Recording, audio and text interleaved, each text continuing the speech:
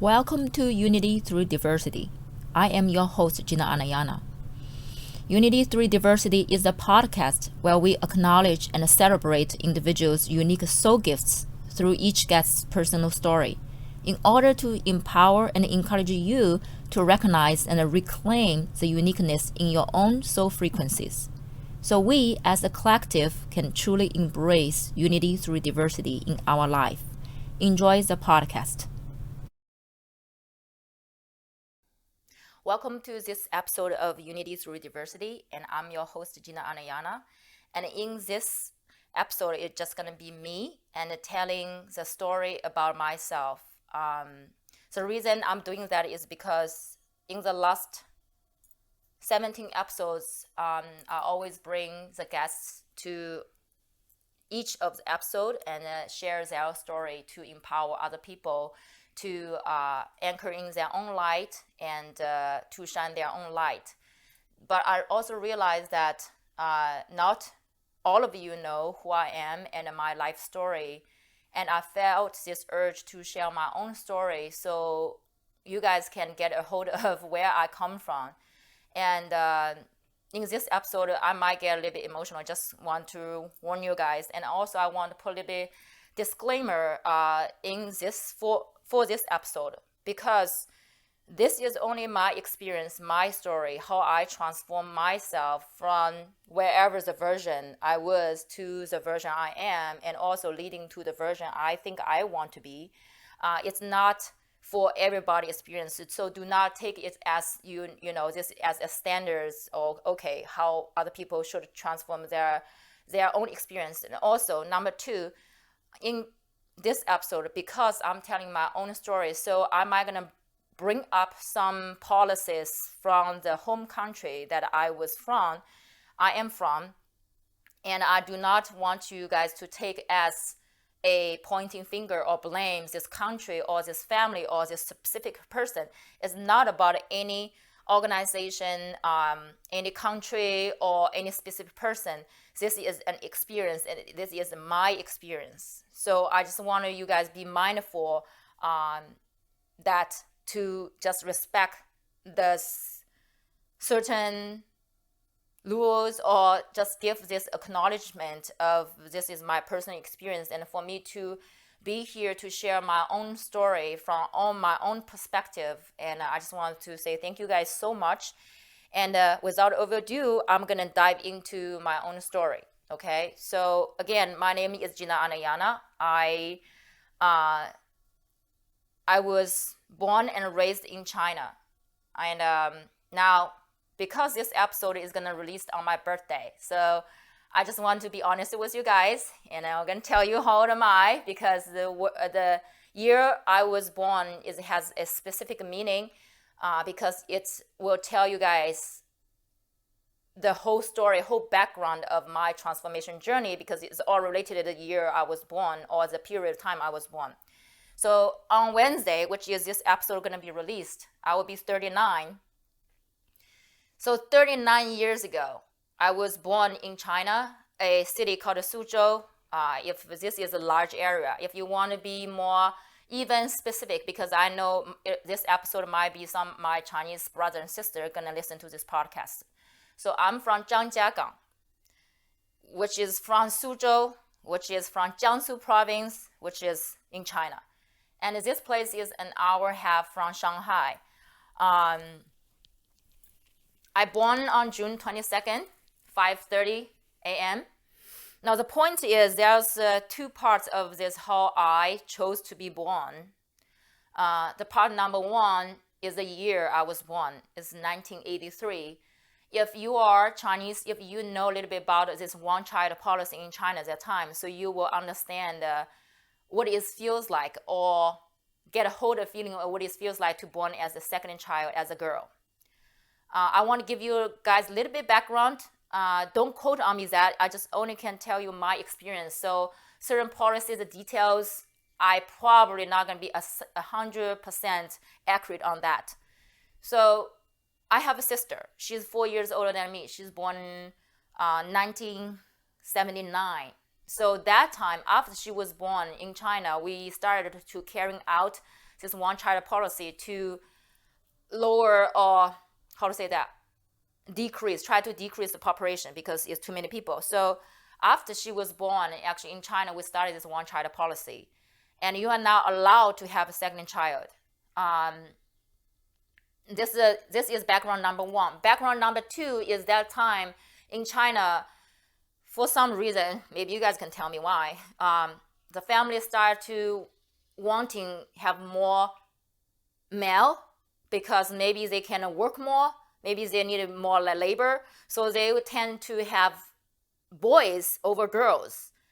And the year I was born, 83, is actually one of the most strict year if you try to have a second baby, which is probably impossible. So shout out to my mother and father. I have no idea how did they make it.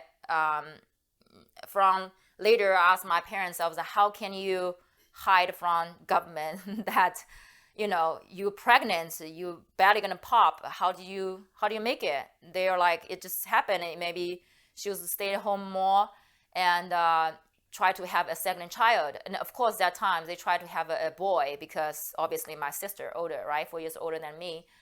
So they tried to have a boy. I think that I probably popped that bubble a little bit, but that's another story. So I just want to give you guys the background of just one-child policy, and people prefer want to have a boy. And now, what happened? You're gonna ask me what happened if people like me, right? Your parents just determined and they didn't get found when they were pregnant, and we will have baby born. Now, there's two things. If you are pregnant, they found out, they will come to your house to tell you either they want to persuade you to have abortion, or maybe that's the only way they want to push 90% of the time, or 100% of the time they want to push that. If you really don't want to do that, they might going to give you a huge fine. Now, you're talking about 39 years at that time, 2,000 RMB, I don't know, equal to 10 or 20, thousand of dollars. I have no idea. So those are two options. But what if the people already give birth, right? I asked my parents, I was like, will you tell me a little bit more of what happened? You can't just have a baby here. Obviously, you break law or something like that. My dad told me a story. I'm not sure whether it's real or not, but I'm going to share it with you guys because that's what he shared with me. Just allow me to know my dad is actually, both my parents, they are really like badass human beings. So he said that after I was born, people came to our house, right? And they see a baby girl. Then they asked my father for 2,000 RMB that time. And just to give you a little bit, another background is that time, everybody is pretty much very poor that time. And my dad was like, well, you either can take this baby girl, but you're going to raise her whatever the way, you're going to figure out how to raise her. Or you can take anything in this house. Anything valuable, just take it. They look around, there's not much of valuable things anyway. So they kind of like, later, my parents passed, I would say, they stated they might pay the 2,000, but, well, I know my parents, they did not have that 2,000 RMB to pay them. So that's how they kept me. But before I move on, I want to talk a little bit about how I was born, that 5:30 in the morning, because it's very important, and I have no idea what my mom went through. So on June 22nd, 1983, 5:30, my father was not home. Only my mom and my 4 years old sister. My father at that time, he works at like a night shift and probably 30 minutes away from home. And at that time, everybody ride a bike. And that time you don't have telephone, so you cannot even notify my father, there's something going on in the house whatsoever. And my mom I chose to be born at 5:30 a.m., which is everybody is sleeping. So my mom gave me birth at home by herself with the umbilical cord around my neck. And now I'm a mother of two children. So that's why I said I have no idea what she went through when she gave me birth at home, because now, even though you will try to give birth at home, you have midwife, everything prepared. and now saying I gave birth to both of my girls in the hospital. So shout out to my mom again. So my mother gave me the birth at home, and it's 5:30 a.m. So we live next to the water, next to this little river, and people has to pass our house to go to the riverbank to wash clothes, wash vegetable, whatsoever. So I have no idea how many minutes or how long after I was born, there's somebody passing by our house, and my mom heard it, and she called out this person and had this person to grab the midwife, on the village. So the midwife came over and cut the baby cord, and that's how wrapped me up. So that's how I was born. Now I want to share with you guys, after I was born, right, under the circumstance of the one-child policy and born as a girl, I would say my childhood, I was pretty confused. And I did not know what I was confused about. It just have this like not being understanding of why every time we go out, family as family go out. From young age, I would remember my parents' friends or neighbor or whoever they know, the top one question they would ask is, how could you have this second girl? Number one question. Number two question is that, how would you take care of her? Or I wouldn't say how would you deal with her, because in China, since my sister is the older child, so this automatically is, I don't know, is it law or some sort of policy or some type of the way of people doing is the first one girl, she gonna stay home, so somebody gonna marry in with the family, and she got to her child would take my parents' family name, carry the family name on. And if you as second child as a girl, from the second I was born, I probably already determined, they already determined my path in the future, which is gonna marry out. So when I was young, I always confused why every time people stop us, or when we stop talking to my parents' friends or neighbors, they always ask this question. And to be honest, I have a little nickname called extra girl. If you are speaking Chinese, I'm gonna speak Chinese. So they would call me 小多妹, which means little extra girl. And when I was young, I didn't really understand what that means. I thought it just cute, right? They just always call me laughing, not laughing as a bad way. They just call me as this little extra girl in Chinese, 小多妹, 小多妹. And I didn't really, think about too much of what that means until probably a couple years ago when I was on my healing journey. I really understand what that really means. It's really kicking in. But that was my confusion. And at that time, I already know that I'm going to marry out and my sister's going to stay in. So that probably going to plant seed of I travel further and further after 15 years old. And I will get to what happened in 15 years old. So that's my childhood. My childhood mainly, probably the happiest moment for me was all in the nature, play with my sister. We would go fishing, not go fishing as you guys did fishing. We will put a stick, a little bit line, and put a little bit warm on summertime on the river, so the fish will catch it. And whoever's that time was leasing or rental that river gonna catch us. So and we would go to the nature, try to catch frogs, catch lobsters, not lobster, as actually you guys call crawfish. So that's why I love crawfish. I love fish. That's, I think, the first couple of years of my childhood is pretty, I was kind of confused, but I didn't really know. I enjoyed being that little girl, just troublemaking. I always knock things down, and I just play. And I think another thing I really like to do is spending time with older people. I'm talking about like 70, 80 years old grandma, especially grandmother type of age. Maybe my grandmother was not around us. That's why I probably want this love from the grandparents, something like that. So I would go hang out with them. They will cook food for me, and I will spend the whole afternoon with them, just do whatever they do, play with them, just enjoy their company. That's a lot of time that my memory is like with old grandma, grandpa, mainly grandma, and I really love that. And one thing I really want to share with you guys is just let you know why I say I'm a like troublemaker. Just let you know how naughty I was probably.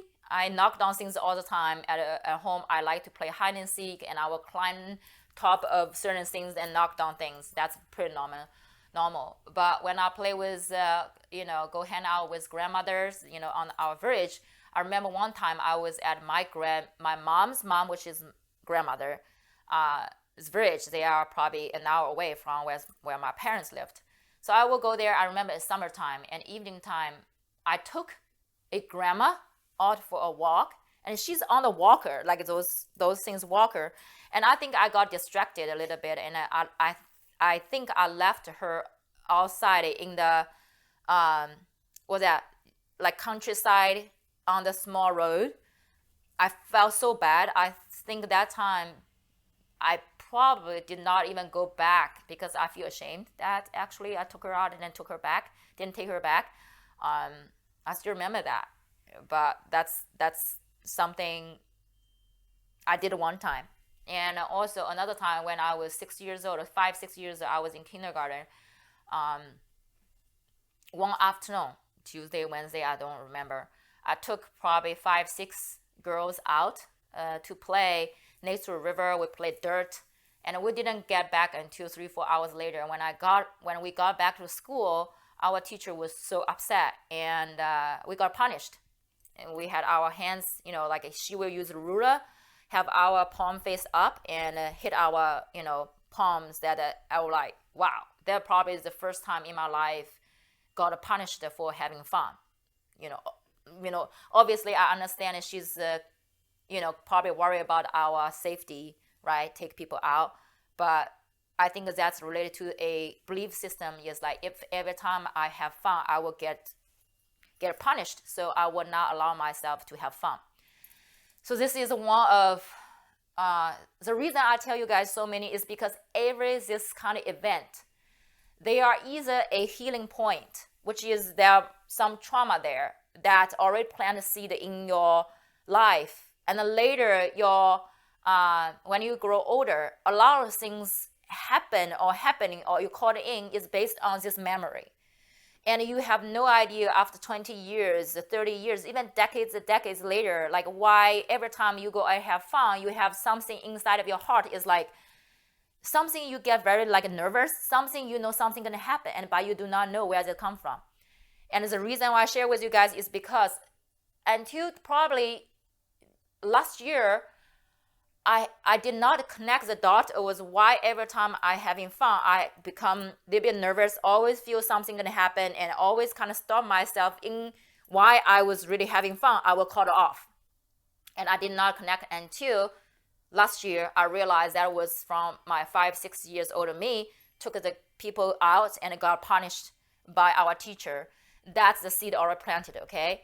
And the whole point of I share my story of where I come from is kind of I want to show you guys is like how deeply some programming, some limiting belief already planted seed in your life, and later you are experiencing the feeling, but your 5 years old you still traumatized by that experience. Okay, so this is one of them, and all the things, little part of things, everything I say is because there has a manifested outcome or consequences. They were all manifested in my current life. Words, okay? Now because I'm aware of them, so I hear that part, so I can free from that. So I can tell you guys a story in a way of more like a neutral state, a point. So let's move on the timeline a little bit. My elementary school year were pretty much, I think, nothing big thing happened after, get punished by taking people out. And I was training for track running, right? Like running the track, because this is the only sport that you don't really require any like I don't have needed soccer shoes, right? I don't need to have fancy like those tools to do whatever, all those sports. So running, you basically just can run. So I trained for running the track for years. That's why now I have been running from probably I was 7, 8 to after I graduate, right before I graduated from college, and I stopped for a couple of years, and then later, probably 5 years ago, I picked up again and ran marathon. So this is my like running life, but I didn't train for any other sports because that time it seems is not allowed, and that's also now I try to get into so many different sports, dancing, like other things that I feel interested because I feel like I missed something. Okay, so my elementary school pretty peaceful, I would say. My dad later moved to a sales marketing job, and I remember when I was probably 7, 8, 9 in elementary school, I would ask my dad to take me out when he has business dinner or business trip. And I had no idea why until last night. Actually, when I was thinking about what I want to talk about today, I was meditating in my bed and I had this realization about why I was so into this sales marketing thing is because there's some story behind that. So my father is a very, I would say, how to say, if I use 3 words to describe him, he's very determined and a very strict person, very talented, and very, actually 3. Now 4 is actually, he's very psychic, by the way. I did not know until probably a couple months ago I was calling him, but that's a different story.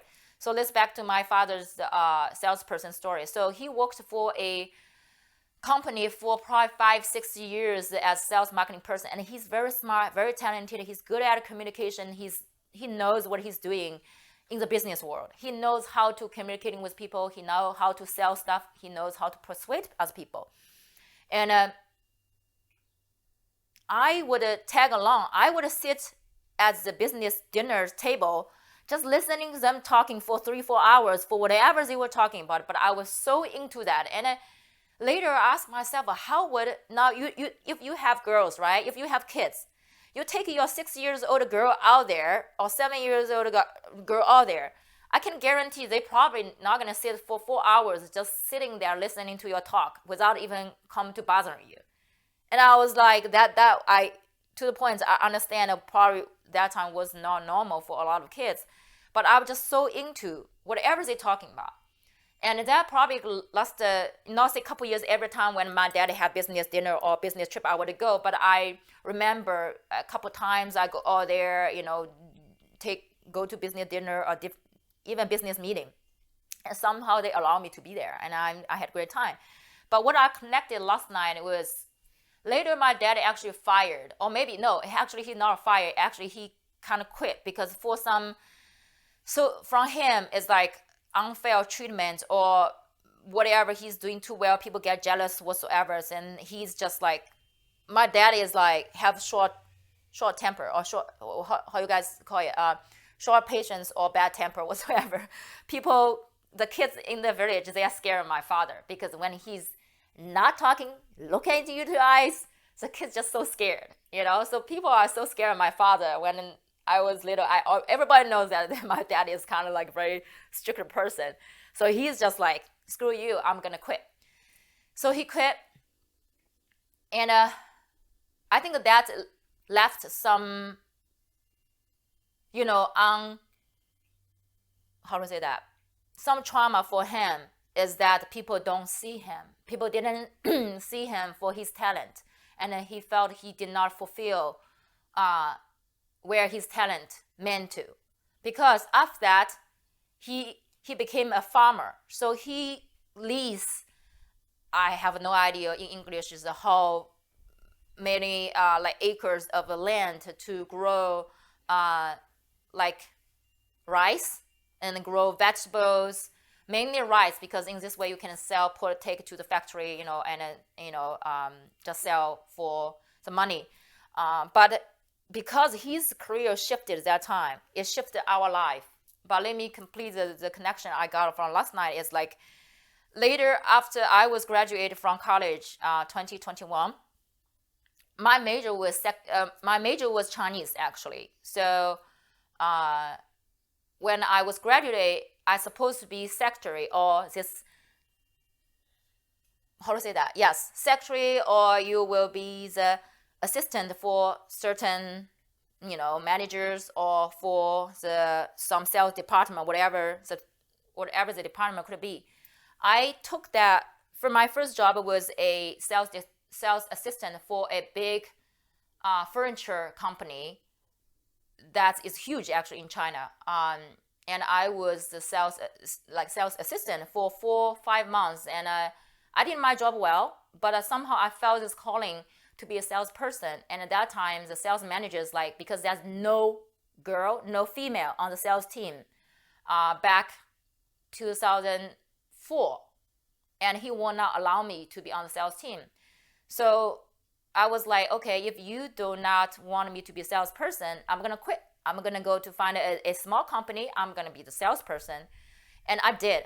And I was in sales marketing ever since after my first job. And in the next 3-4 jobs, I was sales marketing. When I left China back in 2010, I was the sales director for an IT company. The reason I will share with you guys is because I understand and I realize that the reason part of the reason I was in sales marketing area, and also why I was so into sales marketing, is I know that's why this episode of podcast I'm going to make the title as I chose to be born in this way. Because I know my father probably going to be upset, feel like his life is not fulfilled. So I drop in my lifetime. I want to make him proud because at least his daughter made it to sales director. And when I quit my job to come to the United States, I was actually at a certain position.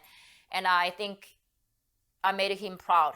So, little bit of a realization I had yesterday.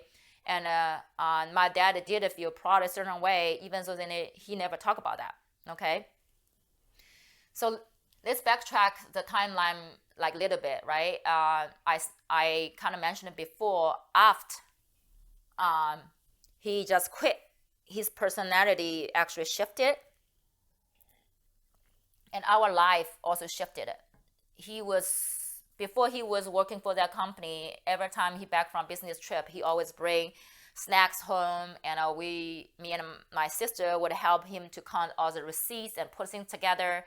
It's more of a gentle, normal family. Not say the life later was not normal, but after he became a farmer or chose to be a farmer, our whole family's life shifted.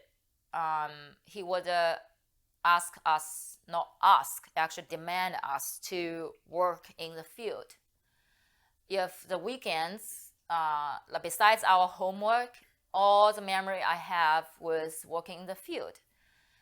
Every summer break, we would work in the fields. Even sometimes the winter break, and the place I was born is not getting like Michigan here gets 23 degrees or whatever, but it probably would be 50s, something like that, maybe even a little bit lower. Sometimes we hit to 32, but still very cold.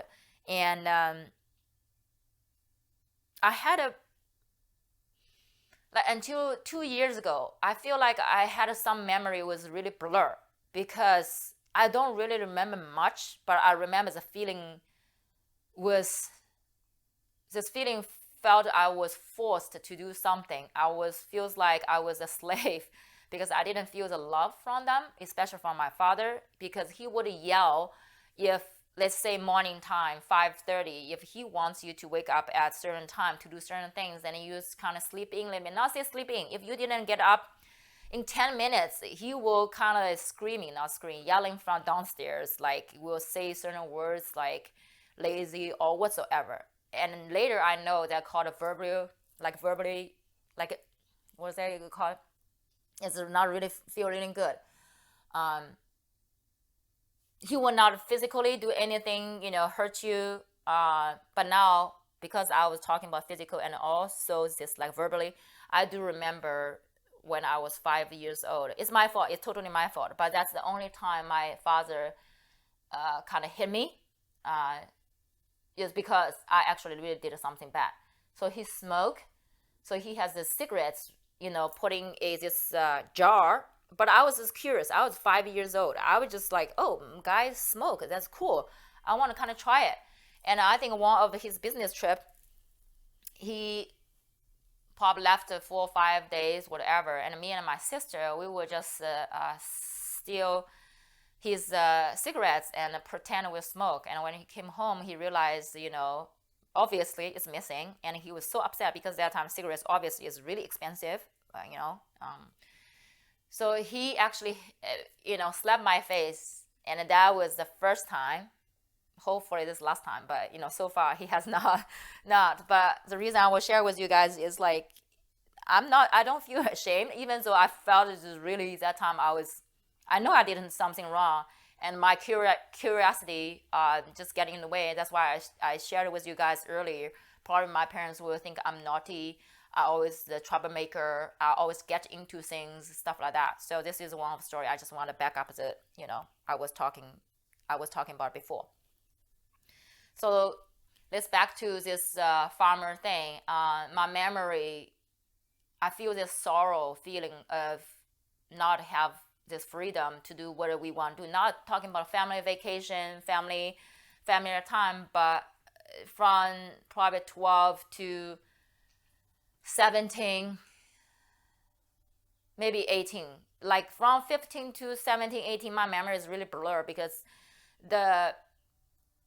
all these years of working in the fields from, let's say, 12 to 15, I think it traumatized me so much that I did not appreciate that time. I started to appreciate that probably 3 years ago when I started my healing journey. But that would be the next part I want to share with you guys, how I transformed, how I, from the experience really traumatic to the parts that really can be, feeling thankful and gratitude for what I went through. But the feeling of, I remember I was literally talking to the plants because we have grown so many bok choys, so many different green vegetables, and we spend so much time in the field. And sometimes I was just like, talk to the plants. I was like, hey, can you guys just not grow this many leaves? Because we need to cut those leaves to help you guys to grow better. Or why is this weeds? Why you need to grow that fast? Why you cannot grow slower? To the point I was just desperate talking to the plants because that's a lot of work, and don't really have much of rest. And a joke, not a joke. Now I can tell a joke is like for people who are watching this episode, because we have audio and video. But if you see who I am, see how I look right now, like my skin tone is a little bit darker than my sister, then also a lot of Chinese girls there. That's why people always think I'm not Chinese. That's a joke. That's a really fun game. Actually, not a joke. It's a fun game to play. But anyway, that time I feel like every time after like summer break, I will be the darkest girl in the school, and people would not necessarily laugh at me, but I feel I personally felt this like, why I'm the person. I feel unfair, feel ashamed, feel that I'm different from other people, right? Because I look so dark, and people will kind of not, they maybe laugh at me a little bit, but it's more of how I felt, how I was feeling that time. I connect with this 15 years old version of me. I feel so sad about this. Like, why things have to happen to me this way? Totally a victim, and nothing wrong as a victim that time, because that's how I really felt that time. Then I mentioned a little bit about 15 years old, this timeline, right? This 15 years old is a very critical timeline in my life. That's a turning point. of my life. But before I jump into 15, I want to share a little bit more about this. Like later, 3 years ago, I have this more of this understanding of what I went through as I so close to the plants, years of them. And actually now, as you see, you probably guys cannot see, but there's a lot of plants in my house, and I grow the trees from seed, and I always have this connection with the plants. And I understand right now that the vision I have to build a community, there's a community garden, obviously have to grow your own vegetable, right? So I need those skills anyway. But that's why I say that I chose to be born this way, is because I chose the parents that they know how to grow things. And even though when I was in the training, I didn't know what I was training for, and I was so upset that why I feel unfair to work those heavy works. But later I understand I was training for what I'm gonna do in the future, which is part of my vision, is to have community garden, teach people how to grow vegetables. And like my daughters, they have no idea how to grow things, and they don't even want to get their hands or feet dirty, or they don't want even battle for the work on the dirt. And at that time in my generation is also a lot of the kids back to one child policy, because they are the only child in the family. And you think about, if you are the only child in the family, you have mom, dad, right? And you have your grandma, grandpa from mother's side, grandma, grandpa from father's side. If you're lucky enough, you have great grandmother and father on both sides. And you are the only person, you are the center of the stage. Everybody just spoil you. Of course, they're not going to have you wash your own clothes. They will not have you to do any housework, chores. You will definitely have no opportunity to go to the field to work. So that time, I felt I was treated unfairly. Actually, when you flip the side, that's the opportunity. That's the only chance I can be trained, is as I born as the different siblings that my parents need us to help them to work in the field. That I got the opportunity to be trained to learn how to grow those things. Okay, so, but like I said, I did not understand this until 3-4 years ago when I started my healing journey. But that time, my 13, 14, 15 years old ago, even to 18 years old me, was miserable because I hated my parents that time. Now I love them. Now 15 years now, when I'm back to 15 years old, when I look back my life, just how funny things are unfolding for you. Because when I was 15 years old, I remember that was the second year in China that they actually allow you, or they start those private high school, allow you to choose certain majors that you will only can be choose in college. So when I graduated from my middle school, my score was middle, a little bit high to middle, like middle and above. Not good enough to go to really good high school, but probably a little bit overseas to go to normal high school. So I was middle and above. And that's the second year we had this school fair, which is those private high school will be all there and take your profile to really meet you in person. It's like job fair, but it's school fair. You can go choose your own school, you talk to the teacher. So I was so excited because finally I smell the opportunities. I smell this, my freedom is coming. So I went to the school fair with my father, okay? However, I went to, just browsing around because I carry my own profile. It's this big envelope. I carry my own profile.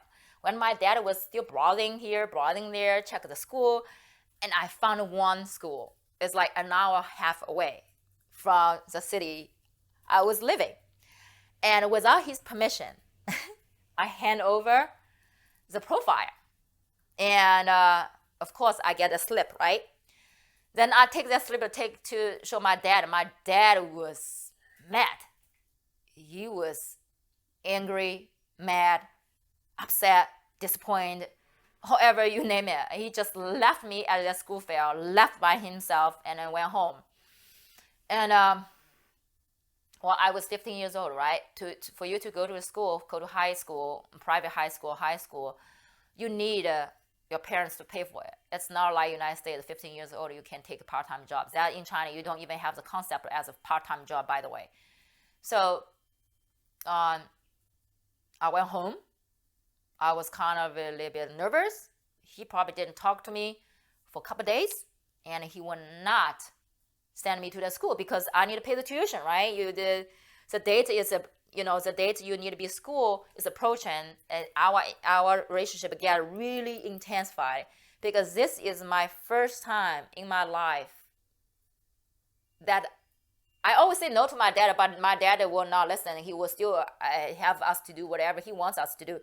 But that moment, because I already turned in my profile package, there's no way come back. And this is, I think, the first time for him to let go of the control. And I was challenging his authority at 15 years old. It was a battle, let me tell you. So summer break was 2 months, right? By end of August, you need to go check in, go to school, pay the tuition, stuff like that. He would not. And I remember I was sick. I was so sad, like not just normal sadness, it's like sad in the heart. I left my parents that time. I left them to my mother's sister's place, which is my aunt's place. They are 30 minutes away from our house. And I stayed at their place for a couple of days. I don't even remember a couple of days or a week or two because I was so desperate. I was so sad, so upset, and I got sick. I had a fever at that time because energetically I was like, I'm not giving. I'm not going to give up. I'm going. I don't know how, but I was like, I'm going. So my uncle and aunt tried to talk to my father. My father won't listen. They called him so many times until one day I remember, I was upstairs at my aunt and uncle's place. I was having fever, so I was really sick. So that's probably made my dad realize that how determined I was that time. So he came over. I remember it's the summertime. Of course, it's in like middle of August, and he came over, and I remember my uncle and aunt set a table of food. Of course, they need to bribe my dad because they all know my dad. When my dad mad, they nobody want to be around my father when he gets mad. So they made the food, invited him over, gave him wine, and things like that. And my father finally gave in, said, if I come downstairs to see him, he will say yes. And that's my dad. Like, just give you a little bit later about my dad. Is like how stubborn, how he is a warrior. And I think I got a lot from him. Is like I never really give up or give in if I still have a little bit of chance. But I challenged him to the core that time.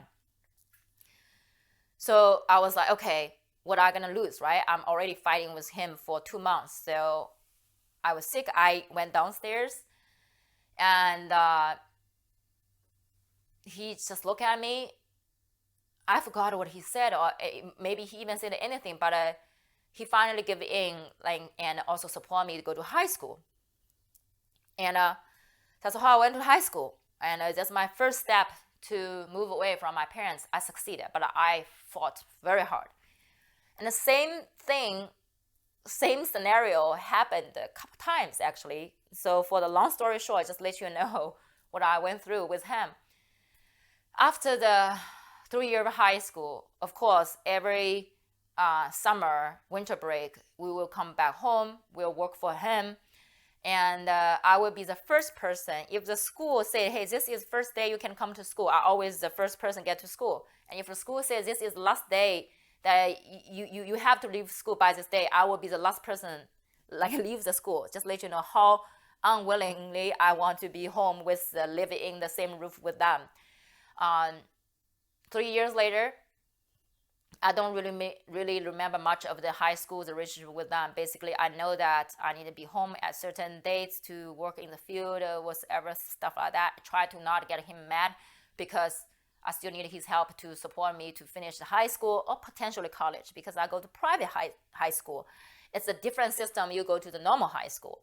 So again, when I graduated from high school, the private high school are allowed to go through the same testing system, and you have a chance to apply the normal college, the same way as a normal high school, go to the normal college that way, which is very rare. That's why I said I have no idea why I always choose this rare opportunity, and I have to fight my life through that. And again, same thing happened in the history because there's three colleges that time you can go. Obviously the first one is top one, right? And obviously, of course, I didn't get the first one. I got the second one. And again, my father was not happy, and he did not want to pay and support me to go to the secondary at this college. And I had to fight again. Basically, same thing. My aunt and uncle they are my how to say that, the place I can stay to fight this battle with my father.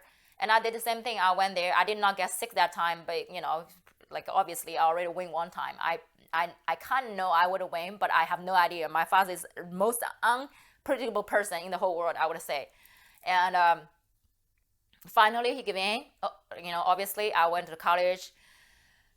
After I graduated from college, 3-4 years later, I graduated from college, and he always had this intention for me to work back to the city we were living and work in the government. Just find a normal job, just be stable, and marry some guy, marry out. Remember, I'm the second child as a girl. They already determined my life would be marry somebody out. So I never thought I would marry in anyway, and which is fine. So he already kind of planned my life in a way that he wanted. But obviously, I'm the person that I feel like I signed up a battle with him just to claim my own power by standing strong in my own feet. So after I graduated from college, since I already know how to work with my father, not work with him, how to work against him and make him has no choice but have to follow, is I did not tell him after I graduated. I just went to Beijing. That time my boyfriend, he's a year older than me. No, not a year. He's in the college. So he already graduated. He went to Beijing. So after our graduation party, which just let you guys know, my parents never been to any of my graduation party, any orientation or any graduation party, and I was okay with that because I know they're not into it, and also I think that time I was still ashamed of them as a farmer whatsoever. So I didn't really want them to be there, and they don't really want to be there. So everything worked out in a way. So when I graduated from college and when we have internship, I would tell them I'm just gonna go see what's all there, right, to finish my internship. So I went to Beijing, got internship, and after that I got accepted by a big company, which is the first company I shared with you guys, that furniture making decoration company was, however the name it is. So my dad is like, in China, you gotta understand is that people are very care about their face, right? How it look all there. So that time, everybody knows that, oh, your second daughter is in Beijing and she got a good job with this big company. And I think that toned down like a little bit, made him to feel like, well, actually not too bad. Just let her play a little bit. But he still tried to have me to come back, have this blind date, set me up with, dating somebody, this weird dinner thing. That time, because he still have the hope or dream of that I will come back to the hometown and find a stable job and marry somebody. He still have that dream, but he didn't know that I was literally breaking every single step to be on my own. And that started my journey in Beijing.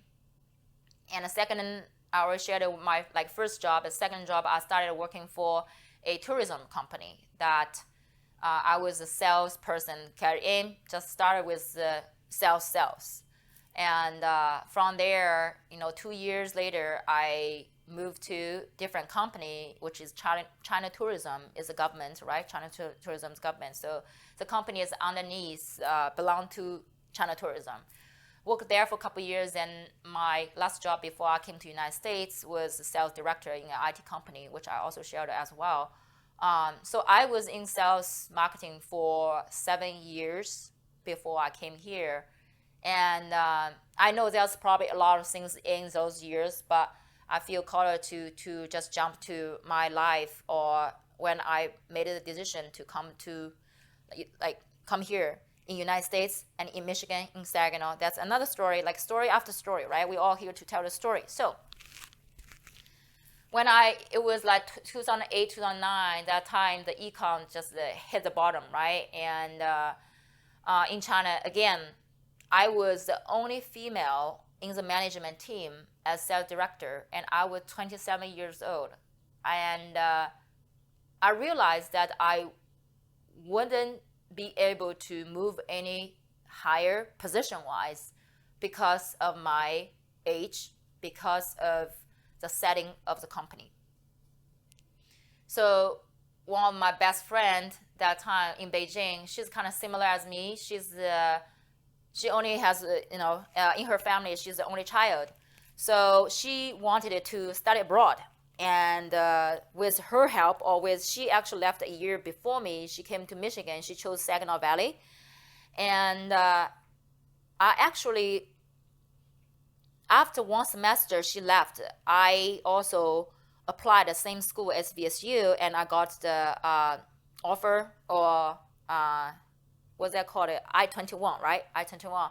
By that time, my company was in the deep of my project I was following, they still needed me to be there, or to be the main contact person. So I can't just tell my clients, say I left. I just didn't say anything. I just kept my Chinese number, kept all the communication, email and other things with my clients. I came here to 2010 August. So by this year's August 22nd or 23rd, I'll be here for 12 years. I know it's a long time. So my story from there is another journey. I felt that before my 27 years old in China was one of the dream of finding my own, not even voice, that I don't feel like I found my voice, but I felt like fighting like against my father. But I also know not just my father represents the one of the collective energy in China, which is very controlling, very strict. This system that I just try to have my freedom and break through this controlling pattern. And coming to the United States, I feel like that I always joking, and some of you might heard this joke. I was like, if you dig a hole from United States, it will go back to China. I won't be able to run any further, because, right? Otherwise, you need to go to out of the earth. That I did my best to run away from my parents, I guess, especially my father. But later, I understand I was not running away from them. I was running away from myself, my story, my past. But that part of me that I was not accepting myself, that's why I was trying to run away, right? It always feels like if I go to a different city, do the different job, change your status, change your identity, everything will be changed. No, it will always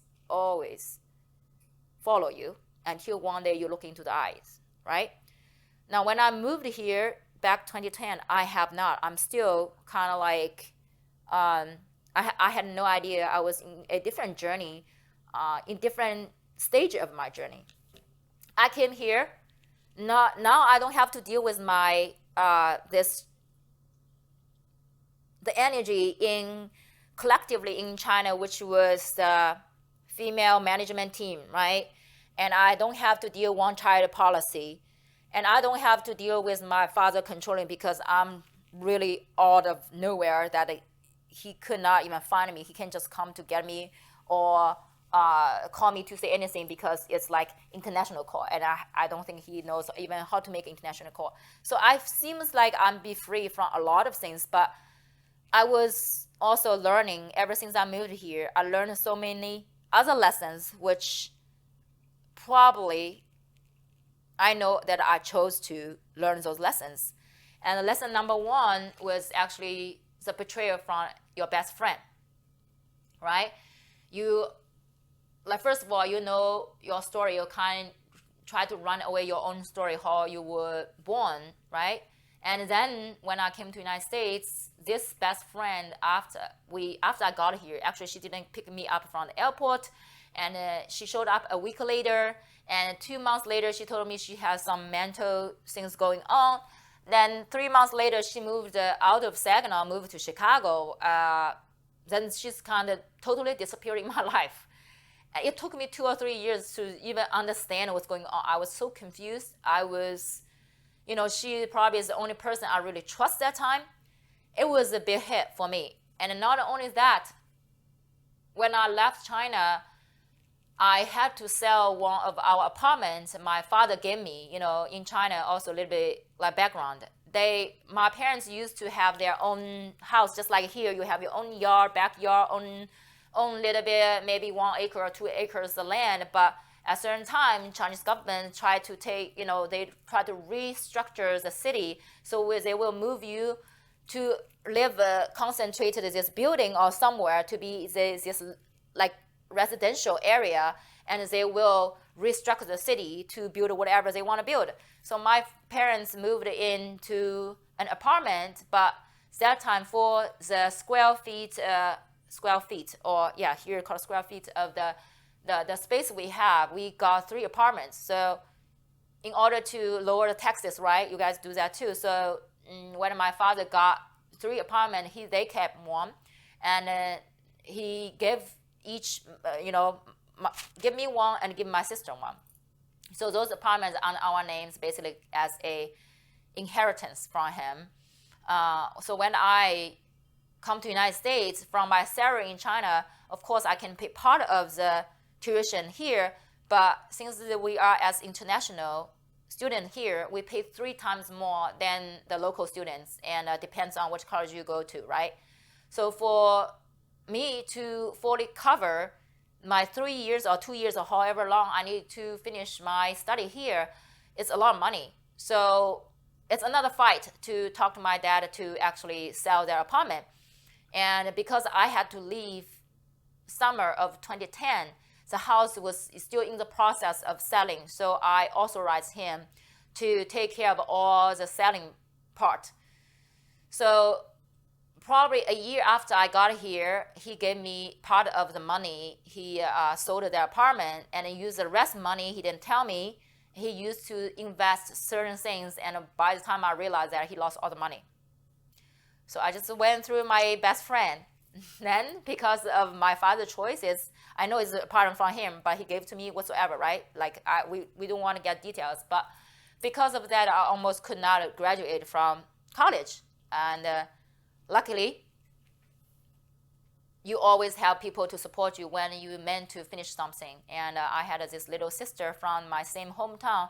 With her help, and with also that time my boyfriend's family also connected with SVSU, so we borrowed a couple thousand from them, and we give the money back as well for me to finish my school in SVSU. So then life really never give you a break, right? Because you are on a learning journey. When I was in SVSU, the second year I was in the United States, I met my girl's father, not girl's father, but we started dating. And from there, later I realized I went to another learning experience with learning how to be yourself, how to navigate in the codependency relationship. That time I don't even know what is codependent or this kind of relationship until later you get out, you understand that you were in a codependent relationship. But I want to backtrack the story a little bit. When I was finishing the school, but I was short for this couple $1,000 to finish the school. That time, actually, I started praying because that time my boyfriend, he went to church, right? And God, that time, because I'm from China, if the first thing we believe is like Buddhism, so Christianity is something new to me. But that time, I remember in my apartment, I said, God, if you help me get through here, I will believe in you. I believe in God. And of course, I did, right? I overcome it. I graduated at the end of 2012, December. I think it's December 12th or December 15th. I graduated from SVSU with cum laude and business management. So I got my business degree. And the coming year, 2013, February, I remember that the church, Hope of Our Church, gave me this exception because I was moving back to China at the beginning of March. So they hosted this baptism event for me, and I went on stage to testify that, God in my life, and try to forgive my father, and also forgive the best friend. This is just basically the whole journey to also surrender myself to the faith, to the trust of this Christianity. And I got baptized end of February, and I moved back to China 2013 March, and started a job as headhunter for a British company, and mainly in charge of the human resources candidates and matching them with the Fortune 500 companies, right? Just basically it's matchmaking people. We are selling people to different companies, basically. That was my job for 6 months, and until the day we found out that I was pregnant. Then me and a girl's father at that time kind of decided, because he came to China after 2 months, I went back to China. So he followed my footsteps and met me in China. Then 2 months later, we realized I was pregnant, and we made a decision to move back to the United States at the end of 2013.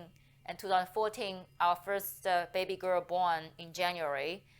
And I transited from just back to the job force to a full-time mom at October of 2013. So from 2013, 2014, 2015, 2016 was our second girl born in April, until 2017. But in this 4 years of full-time mom journey, later I realized this is another journey that I chose to go through, and especially in Saginaw. The reason why I say that is because I know I always want to be mom, and I always want to have girls. And in that 4 years, I learned a lot of things as a mother. I did not really cook before. My parents always say, because my sister is a chef. She's a chef and also pastry chef. So I've been told that I don't really know how to cook, and I don't cook good. So when I became a mother, a full-time mother, I learned how to crochet, how to knit, how to cook, how to pick up the gardening, which I before never had time because I always have business trip, or in college student, you don't really do those things, right? And bake too. And also how to slow down life and be focused on the kids, focus on family life instead of the work life. And I dive really in. I dive in so deep. And also, the meanwhile, the 4 years of full-time mom is also a process of losing myself. And for some of the mother friends you are listening this one, you probably can really relate or like resonate. You be committed to be a wife, committed to be a mother, committed to be daughter-in-law or whoever's daughter.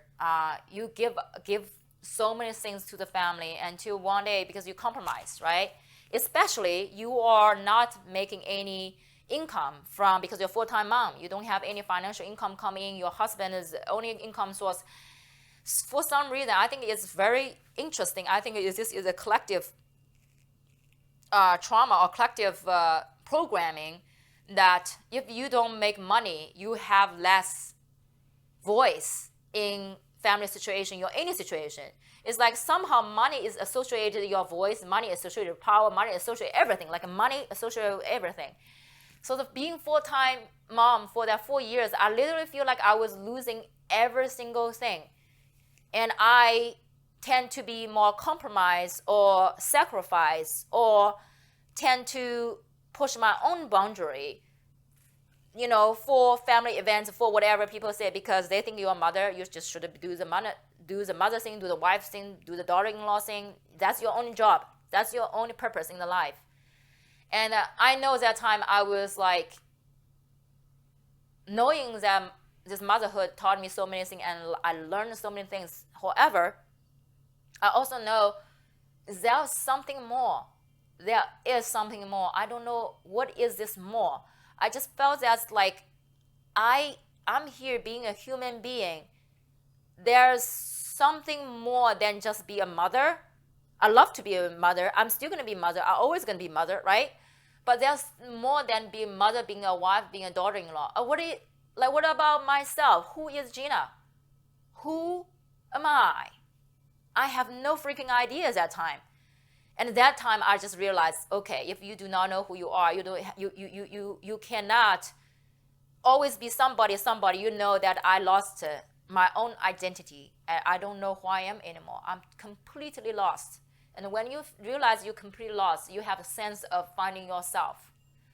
And I started this journey of finding myself because I lost the father enough when I felt I lost, which means the time for me to get myself back. End of 2017. When my younger daughter, she was a year and a half, and I finally realized, because around a year and a half, first time I took a trip back to China by myself. That was the first time I realized that those two girls will survive. They will not die if I was not there. And thanks to, girl's father and girl's grandma, grandpa at that time, that allowed me to actually realize that I would be okay. So after I got back from China, I was like, I'm ready. I'm gonna be part-time, doing something part-time. I want to create some business or something that I can work at home. I can work online. So I'm not gonna compromise my full-time mother job, but I'm willing to take on the overload of be part-time businesswoman or whatever you call it. But I just need to start from somewhere. So end of 2017, I started this online matching outfit business, right? Because I have two girls. It's very easy to have baby model because I can be my own model. My girls can be my models. But from there, I think is because I try to shift myself or lean into another territory that gonna shake the current foundation of who people thought I was, which was the mother, which was the wife, which was the daughter-in-law, which was the daughter, right? This role. But I try to anchor who am I besides those roles. That's the time I didn't really understand, but later I understand it. I was shaking the core of how people think who I was. Of course, that time, girl's father was confused, girl's grandma, grandfather confused, not as my father and mother, because they just know that I don't tell them what I do. I usually do it, then I tell them what I do. So they're more chill about my choices anyway. But from there, 2018, 2019 was a period of fighting everything and pick up different roles, right? Full-time mom, also businesswoman, part-time working. And since my suppliers, they are in China, so my working hours would be from 9 p.m. to 3 a.m. I put my girls down to bed and I go to work. Went to work in my basement. That's my office. And I will go to bed at 2 to 3, especially Christmas time, Thanksgiving time. It's just like, I won't be able to go to bed before 3 a.m. That's my working hour. And the second day, I woke up 9:30, thanks to girl's father, because he's more a morning person. Got up, send the girls to school, or fix breakfast and go. He went to work, and I will just get up and take over. That lasted for a while, until 2019, earlier 2019. That was I would call dark night of the soul, right? I realized I was really in a depressed state. I took my girls back to China as a beginning of 2019, because I want them to connect with Chinese culture a little more. But that time I was really, really at the verge or edge of losing myself, but I tried so hard to hold this wall that is falling apart, but I would not allow it because everybody in China they were thinking that I was living the best life, right? In the United States, I married a foreigner. I have 2 mixed babies. I have my own business. My in-laws treat me so well. Which part I was not happy about? They couldn't understand. I couldn't talk to anybody, because the second I talk about that, people won't understand. They always see the part that I should be very thankful, very happy. Where is this depressed come from? Where is this struggle come from? They don't get me, and I don't get myself that time. And obviously, my parents also don't get it, because they see what my life looked like outside, but internally, I was totally, completely broken and lost.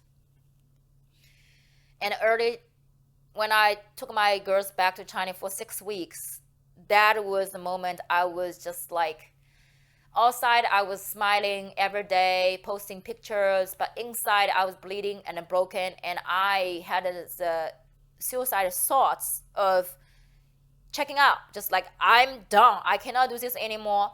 Obviously, I'm still here, so I just had a thoughts, but I couldn't do it. And the reason I couldn't do it is because I have 2 younger children at that time. My older one at that time, she was only 5, and my younger one, she's not even 3 yet. And I was like, what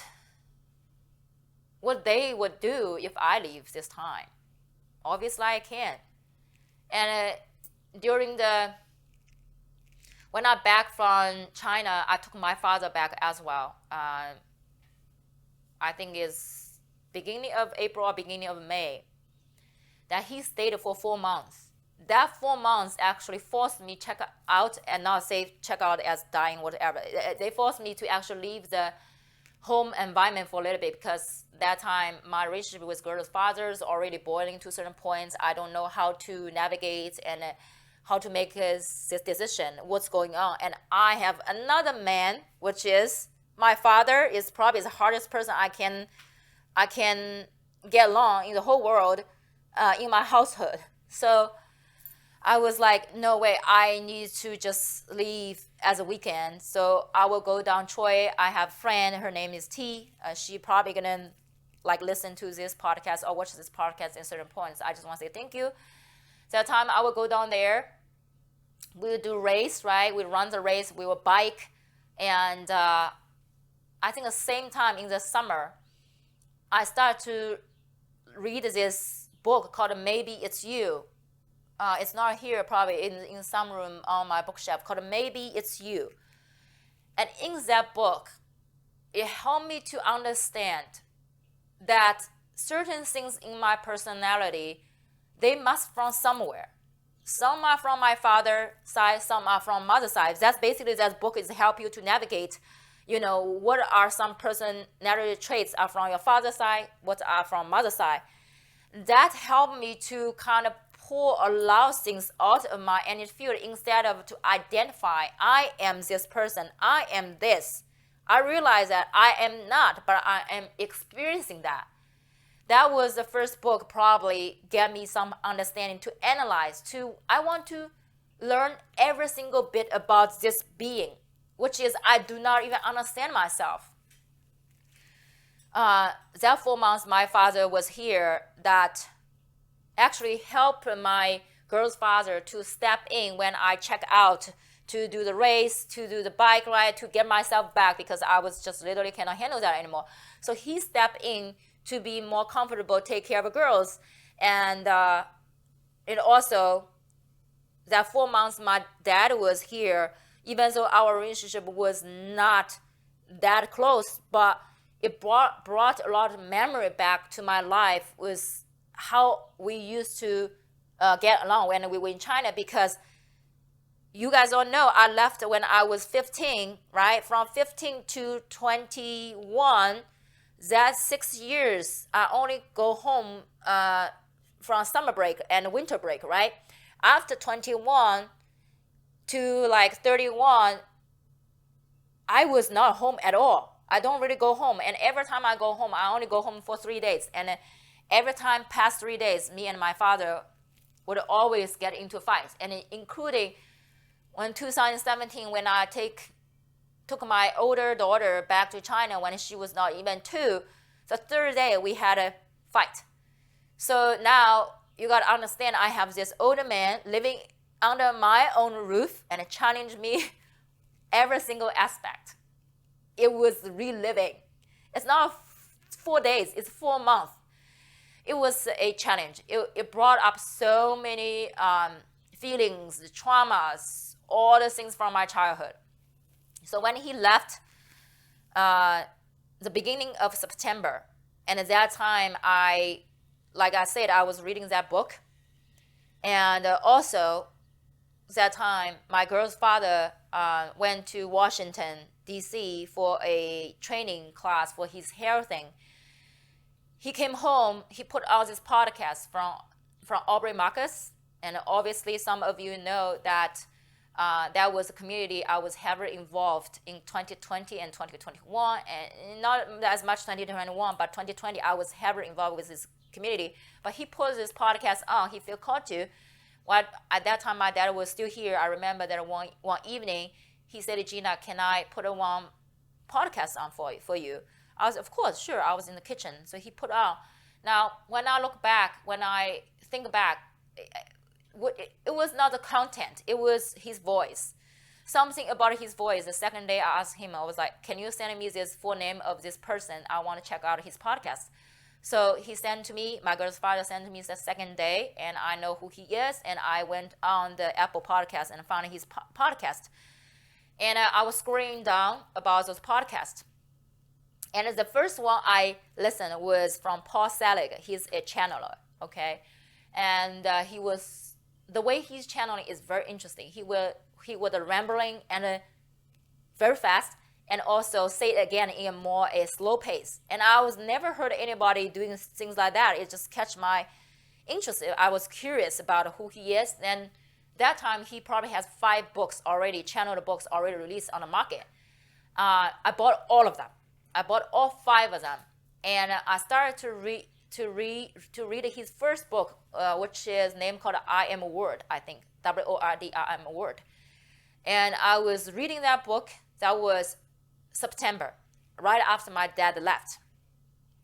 No, maybe a little bit before. I couldn't remember the time, but it doesn't really matter. But around that time, my life started shifting. I couldn't really tell you why. Now I have my understanding that the words are the spells. Words carry the frequency. And I was reading those words, that certain things are activating in my energy field. So my third eye area started to feel this tension, pressures. Of course, that time I had no idea what is third eye, by the way.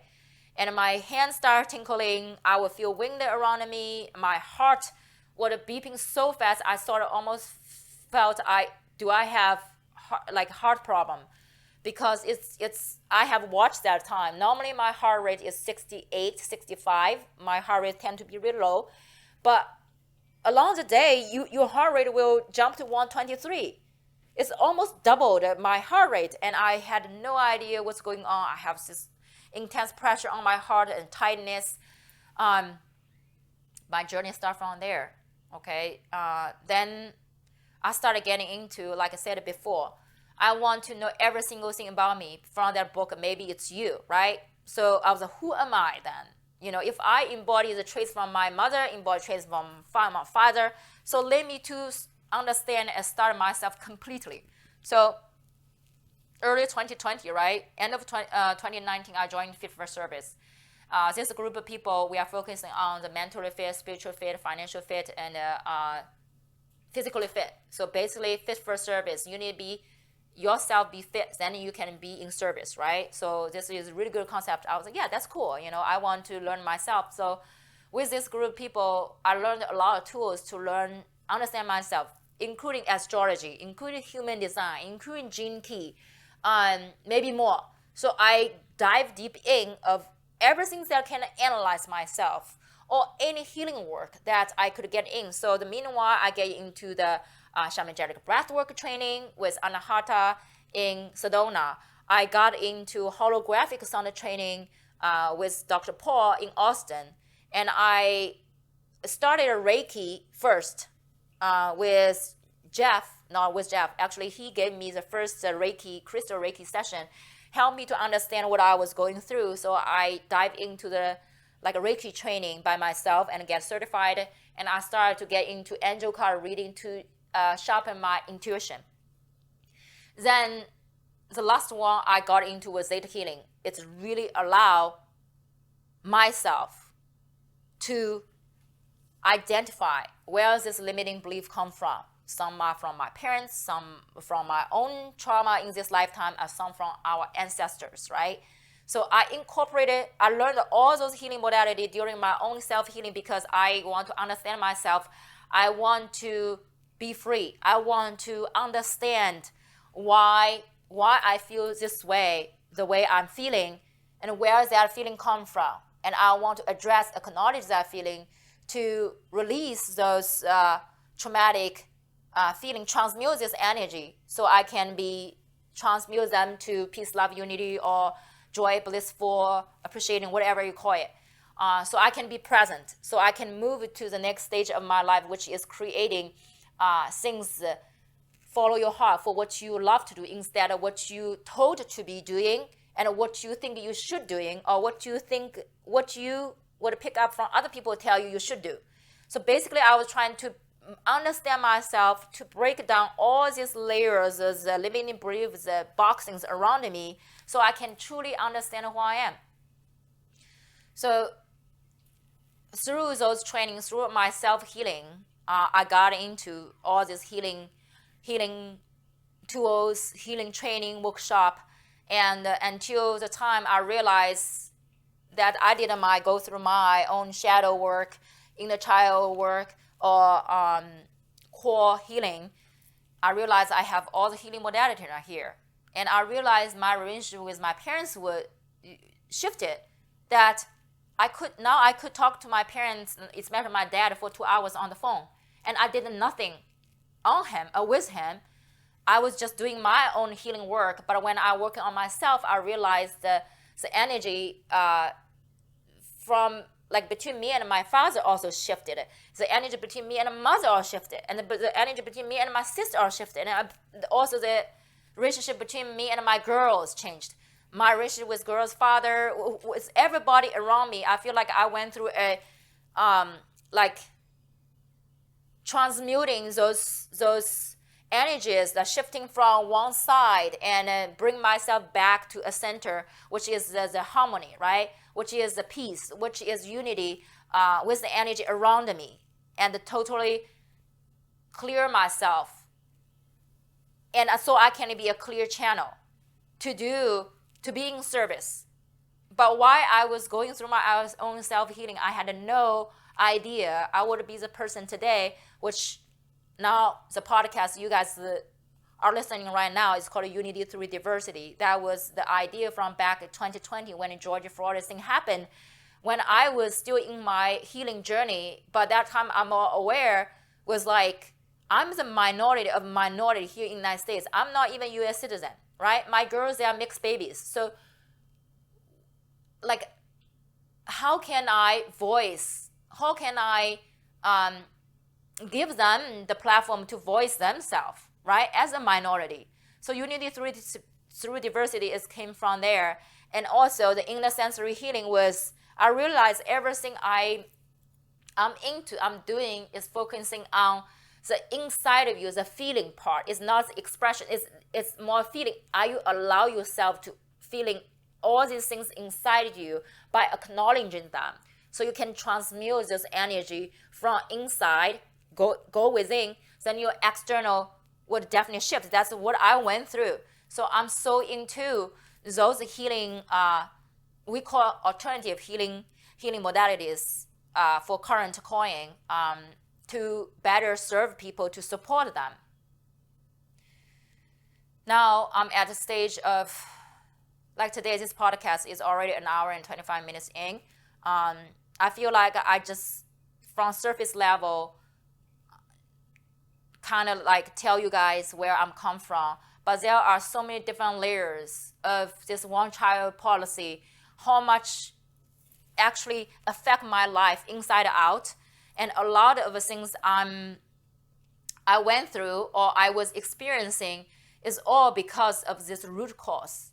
I like it, at the beginning I said from the podcast, I was like, we are not pointing finger to any country, any family, any individuals. It's not about them. It's the story that I chose to going through, because there are lessons behind those stories. I chose to born this way. The country is sometimes, I think they are just like a family, right? You think about Chinese government as your parents in your life right now, is sometimes they got do the things that they thought it was the best. And we all know that every single decisions, you all have parents, you all know certain, maybe one parent you have better relationship, but the other parents usually, a lot of trauma were with just one parent. But I just let you know that the country, or the family, the parents, they did what they thought it was best for that country. The parents did what they thought was best for the family. But every single decision they made, of course, they have consequences. Of course, they have gonna cost something. But that time they didn't know. I don't believe that Chinese government, that they know it would, traumatize a lot of the girls like me in China, for what we went through. Because I want to bring you guys back a little bit of myself as a Chinese girl, as a second child, what I went through. Since my dad, I know that they want a boy. And I think when I was in my mother's womb, I already realized, already know that my parents, they wanted a boy. And they would be disappointed that when I came out, they saw it's a girl, right? So in my early life, even though my conscious mind didn't understand, by my subconscious already, every single aspect, I want to be independent. I want to be strong. I want to be better than my sister. I want my parents to be proud of me.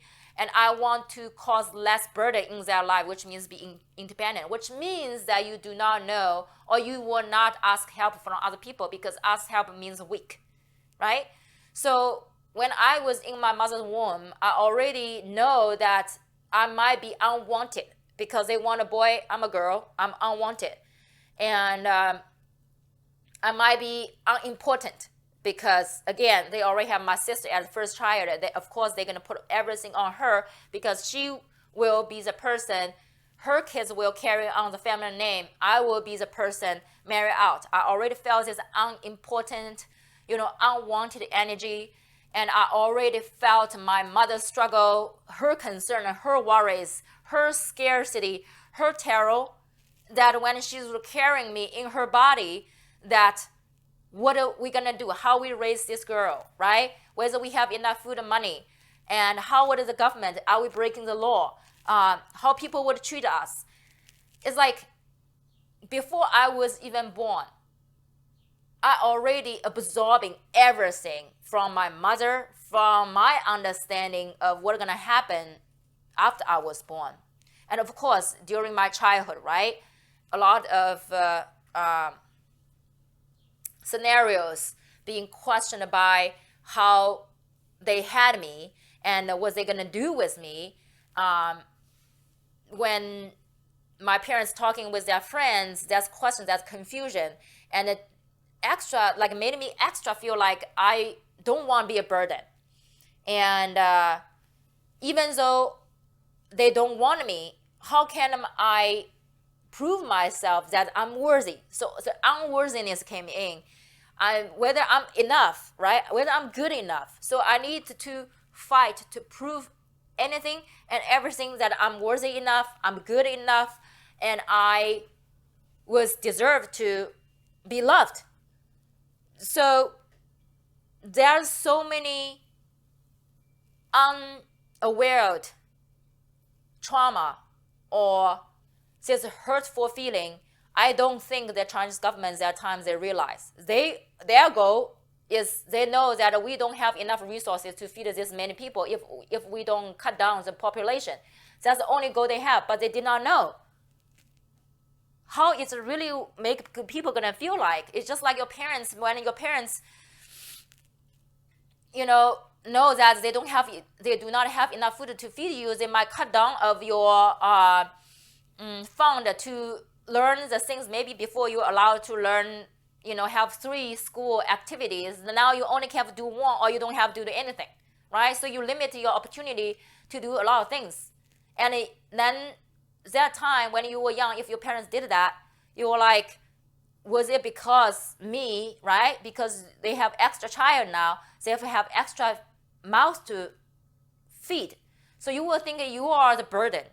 You will feel like, well, they don't love you because you might wear the old clothes for your siblings, which I was, that's why I always never felt my parents loved me, because I always wear my sister's clothes.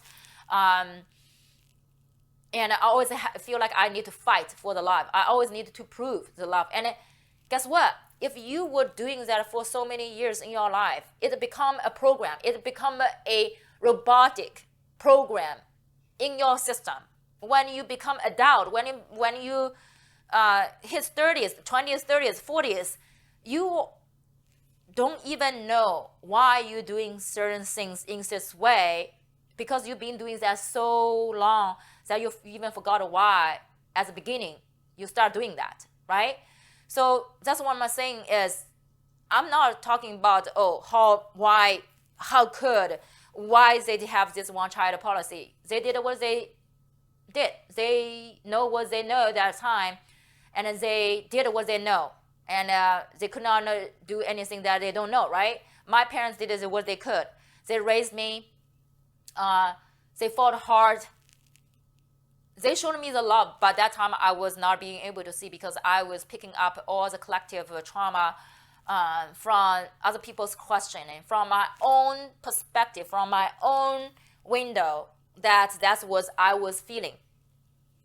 That 3 years, when I step into my healing journey, then that's the time I can integrate my human journey. Until 3 years ago, I realized what's really going on, what I really chose to be, but why I really choose to born in this way, right?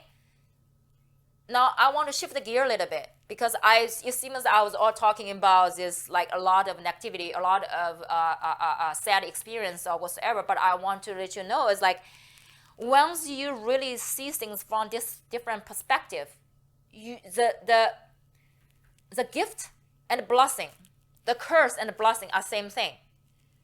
Before, I think I was cursed, probably. Why I'm be this unfair little girl, went through all this thing, and went through all this trauma, unwanted, unimportant, burden, unloved, whatever things I believed in, to now I realize I chose to be born that way. Why?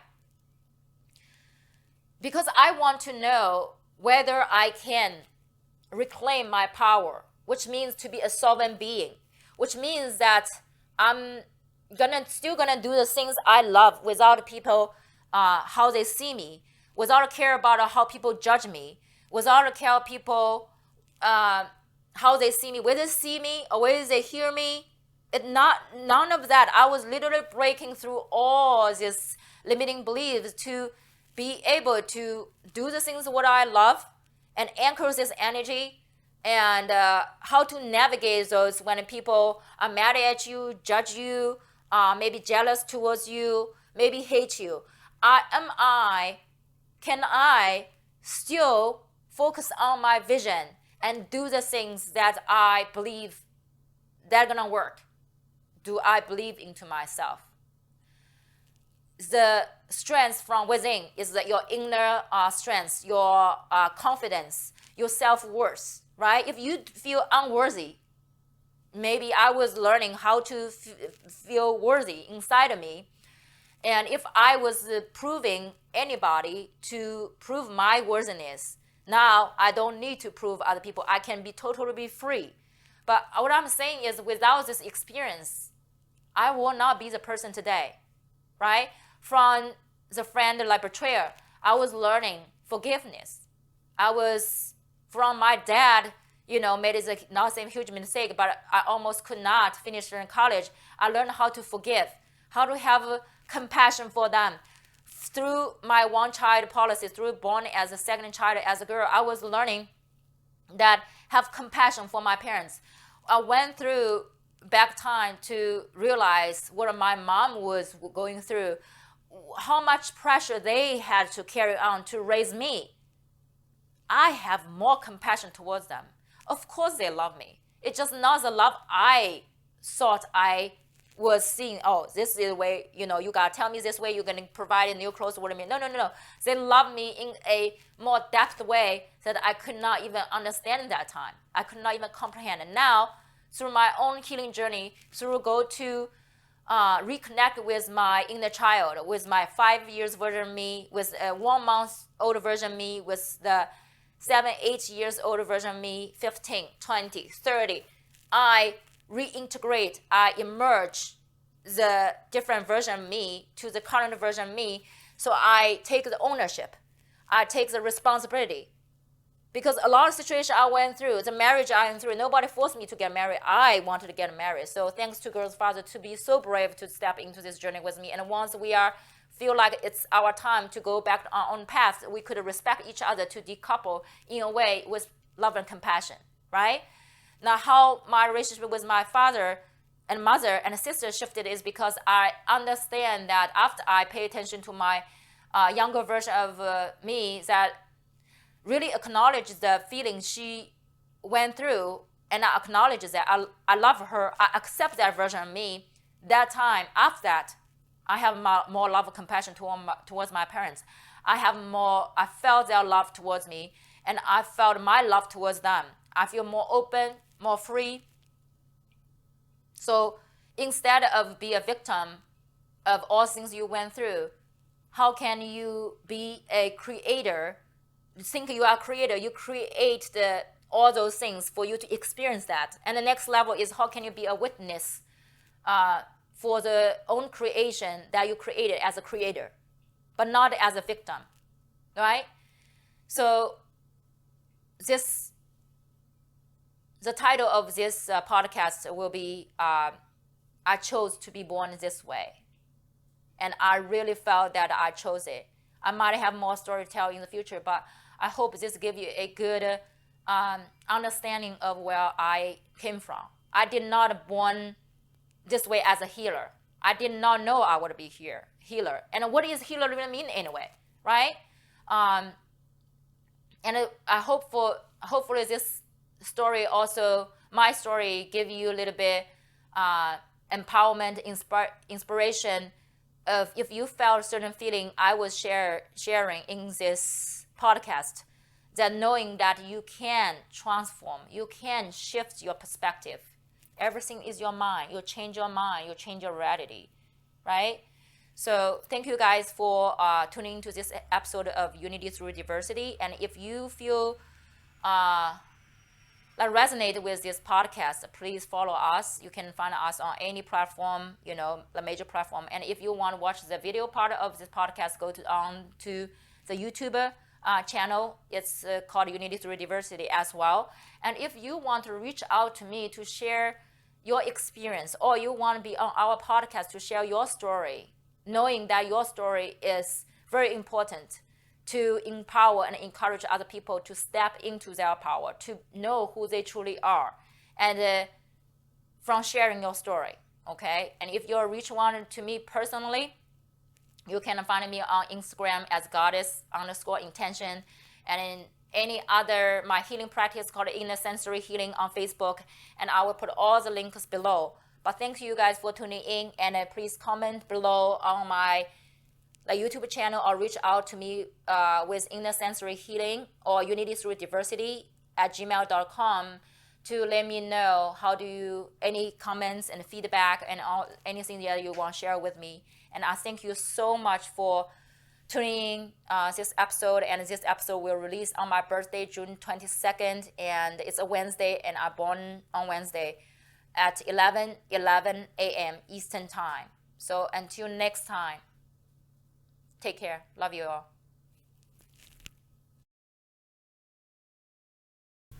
Thank you for tuning into this episode of Unity Through Diversity. I will see you in next episode coming soon. Take care, and I love you.